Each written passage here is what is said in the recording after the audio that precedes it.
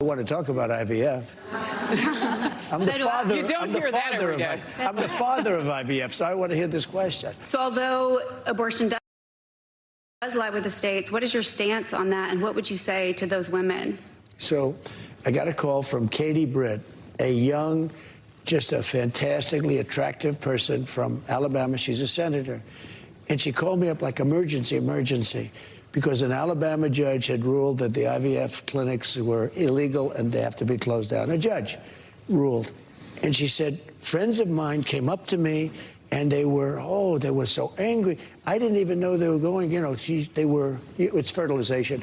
I didn't know they were even involved in it. Nobody talks about it. They don't talk about it. But now that they can't do it, she said, I was attacked. In a certain way, I was attacked. And I said, explain IVF very quickly. And within about 2 minutes, I understood it. I said, no, we're totally in favor of IVF. I came out with a statement within an hour, a really powerful statement with some experts, really powerful. And we went totally in favor. The Republican Party, the whole party, Alabama legislature, a day later overturned, meaning approved it, overturned, the judge essentially approved it.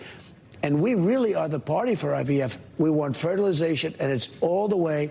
And the Democrats tried to attack us on it, and we're out there on IVF even more than them. So we're totally in favor of it.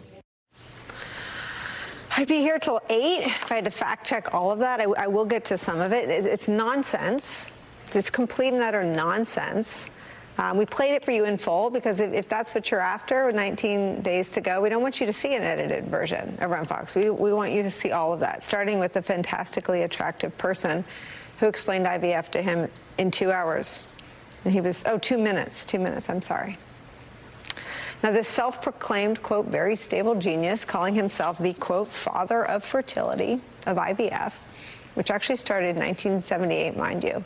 Something he admitted to learning about on a phone call from this attractive senator in 2 minutes. That's where we are. In the same town hall, he also doubles down on his comment that Kamala Harris highlighted in the last hour. His description of anyone who disagrees with him politically or on a policy matter is part of the, quote, enemy within our country. And then he talked about making donuts with the things you eat. Well, at least I eat. When talking about energy production. And then at a rally last night, he went into this rant about Vice President Kamala Harris. Did you see when her teleprompter crashed last night? She was talking about 32 days, Mr. Congressman. 32, she goes, and the election will be in 32 days. 32 days. The teleprompter crashed. 32 days. She kept going. I would have loved to. You know, it kicked back in. It's called a kickback. Like some people know a lot about a kickback. It's called a kickback. They know in this administration. But no, it's a kickback. It kicks back in. And it did kick back in just in time because she was about ready to eat the goat. Byron goes, yeah. Vice President Kamala Harris's running mate, Tim Walz, addressing the reality of what having that guy in the White House would be like. If this was your grandfather, you would take the keys away. You would take the keys away. And I tell you this, look, it would be funny if this guy were not running for president of the United States.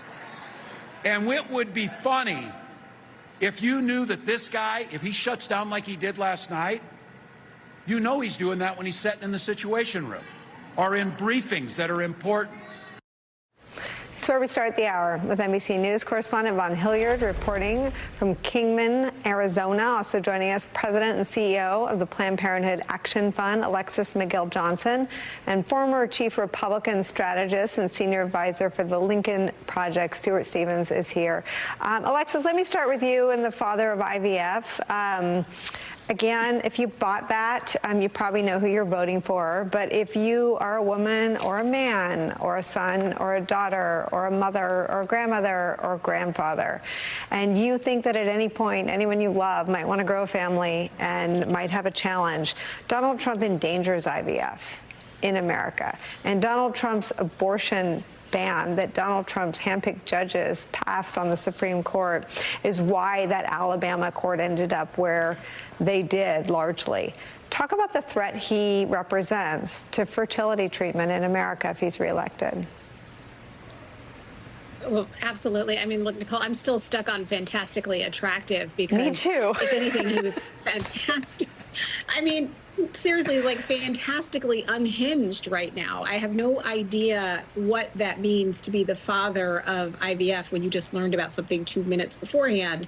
What I do know is that weekend when that Supreme Court justice in the state of Alabama came out with that ruling, really trying to lean into fetal personhood and starting a pathway to really undo our rights even further. You know, there were families that were waiting for embryo transfers. You know, there were families that could not get those embryos out of state because the whole apparatus around the IVF structure got nervous because of the danger of these abortion bans and then the freedom that these judges who are propagating an ideology well beyond ending abortion were starting to entail. So we know what is at stake in this election. We know that, you know, Trump's abortion bans have put in jeopardy contraception and IVF. They have literally led to the deaths of people like Amber Thurman and Candy Miller. And we know they will go further, right? We know what is in Project 2025, the pregnancy trackers are, the surveillance, all of the things that I think we have to be really deeply alarmed at. And he's just spouting this off as if he is, you know, some I don't know, guru of IVF, when we all know the reality is he is so far behind with women that he knows this is politically untenable, and he's desperate, really. I think fantastically desperate maybe is where I'd end. Yeah, and I mean, Alexis, he was in front of his own supporters, a handpicked group of Trump supporters, and so I don't know why he's trying to clean up the problem that he has around this issue. Let me show you how Vice President Harris responded to those comments. Well, about last night. So Donald Trump, I found it to be quite bizarre, actually called himself the father of IVF. And if what he meant is taking responsibility, well, then, yeah, he should take responsibility for the fact that 1 in 3 women in America lives in a Trump abortion ban state. What he should take responsibility for is that couples who are praying and hoping and working toward growing a family have been so disappointed and harmed by the fact that IVF treatments have now been put at risk. Alexis, this is before Donald Trump and before his handpicked Supreme Court justices overturned a right we've had in this country for 50 years and then aggressively pursued more rights.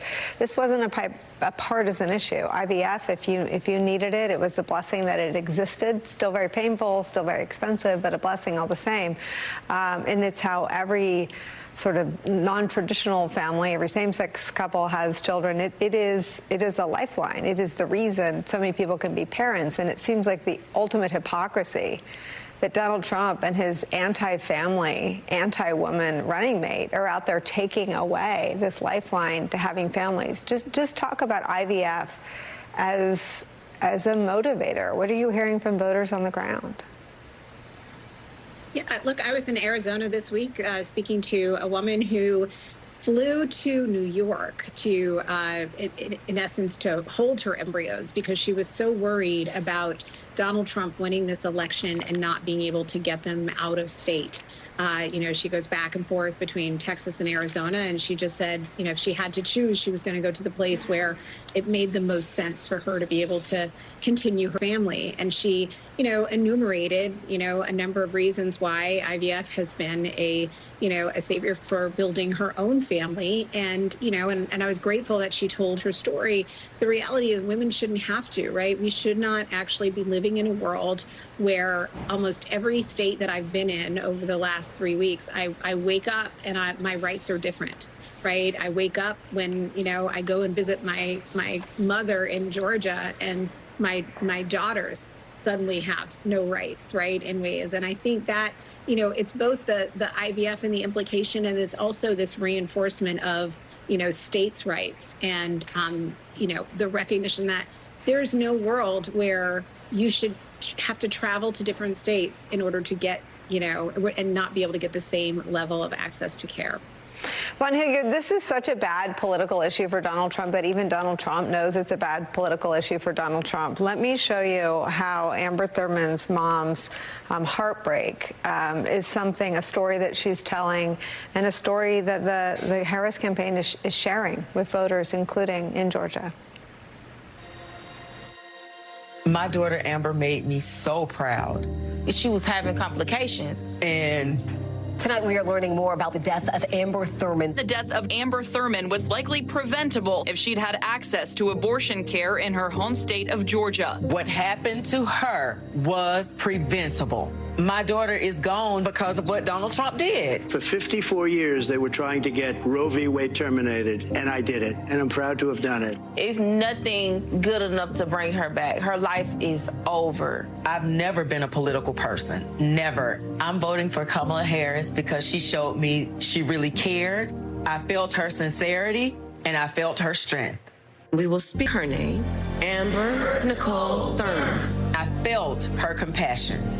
We will never get Amber back, but we can make sure this never happens again. I'm Kamala Harris, and I approve this message.